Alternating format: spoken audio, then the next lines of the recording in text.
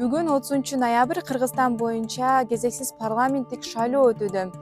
Бул жолку шайлоонун негизги өзгөчөлүктөрүнүн бири бул аралыктан добуш берүү болуп саналат. Тактап айтканда, шайлоочу өзү туруктуу каттоо дареги боюнча шайлоо участкасына бара албаса, ал өзү жайгашкан эң жакынкы шайлоо тилкесине барып, аралыктан онлайн идентификация аркылуу добуш бере алат. Менин өзүмдүн туруктуу каттоо дарегим Балыкчы шаарында, бирок мен азыр Бишкек шаарынын 1204 шайлоо участкасына келип добуш берейин деп атам. Азыр BBC менен бирге аралыктан добуш берүү процесстери кандай жүрөт, чогуу көрүңүздөр. Саламатсызбы? Мен аралыктан добуш берейин деп атам эле. Мынакей менин паспортум. Бул жака, бармагымды.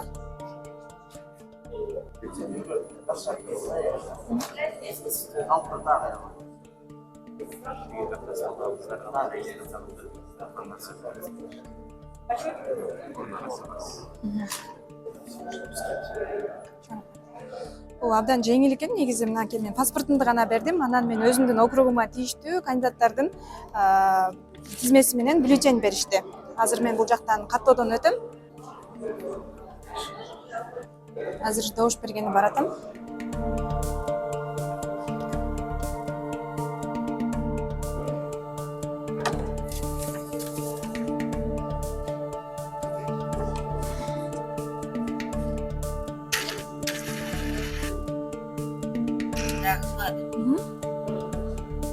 Мынакей достор, мен Бишкек шаарында туруп эле мурункудай алдын ала арыз таштабастан паспортумду алып келип эле өзүмдүн Балыкчы шаарындагы округум боюнча өзүм каалаган кандидатыма добуш бере алдым. Эгер силер дагы өзүңөрдүн айылыңардан, шаарыңардан алыс жашасаңар, каалаган шайлоо тилкесине барып, аралыктан добуш берсеңер болот экен.